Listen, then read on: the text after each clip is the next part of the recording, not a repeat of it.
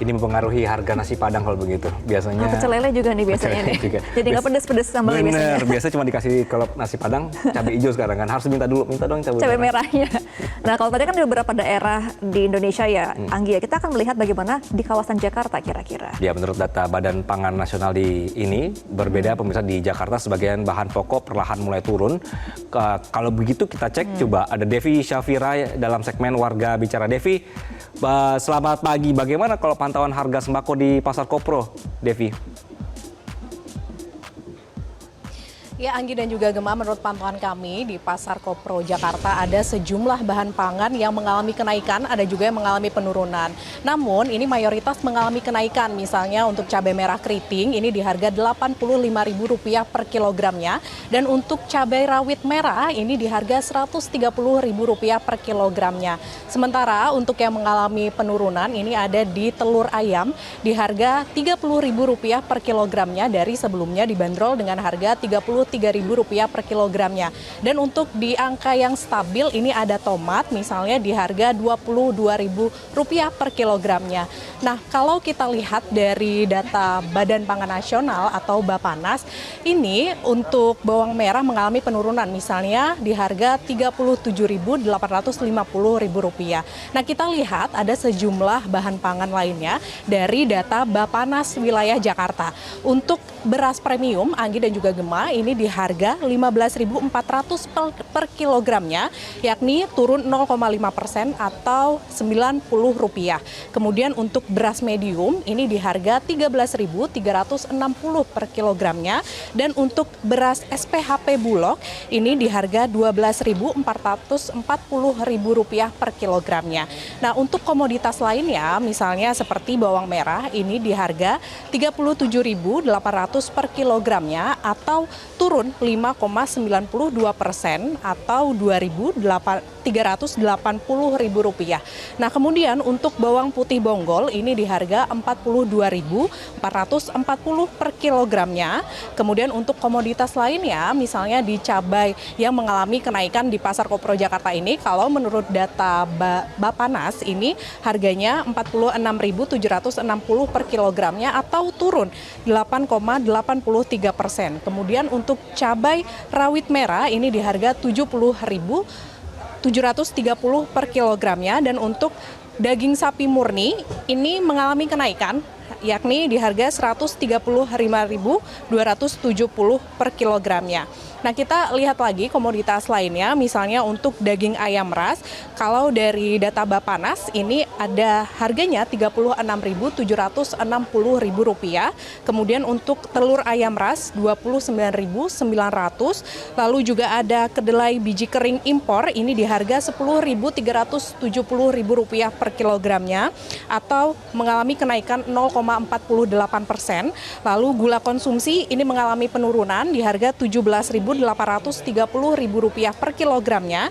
Lalu untuk komoditas minyak goreng kemasan sederhana ini di harga Rp19.420 per kilogramnya.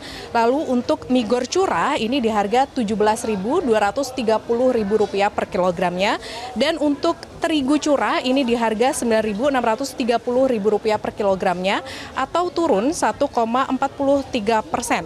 Lalu untuk komoditas lainnya seperti terigu non curah, kemudian jagung di tingkat peternak dan garam halus ini juga mengalami penurunan.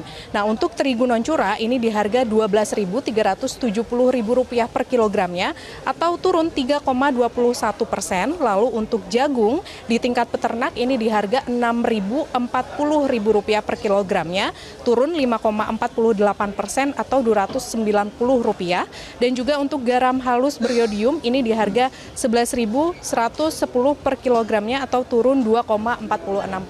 Nah, kalau kita bandingkan dengan harga di Pasar Kopro Jakarta ini, memang di Pasar Kopro lebih banyak yang naik atau mayoritas naik ya, seperti cabai merah, kemudian juga bawang merah. Nah, selain itu, untuk harga lainnya yang mengalami kenaikan, di harga wortel ini juga mengalami kenaikan, dan untuk timun ini harganya mengalami penurunan. Nah, kita akan tanyakan kepada salah satu pedagang yang ada di Pasar Kopro Jakarta ini.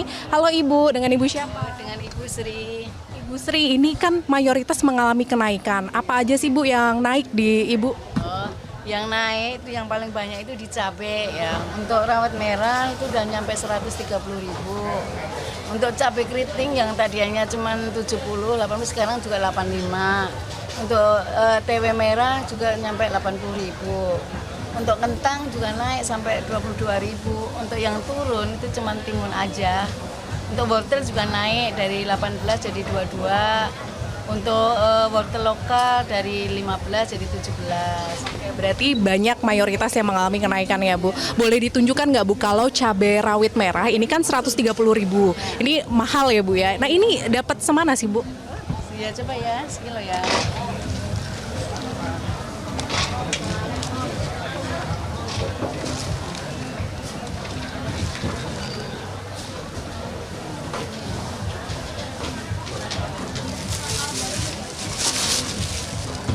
Kilo segini nih. Kilo segitu Biasanya lebih banyak ya Bu ya?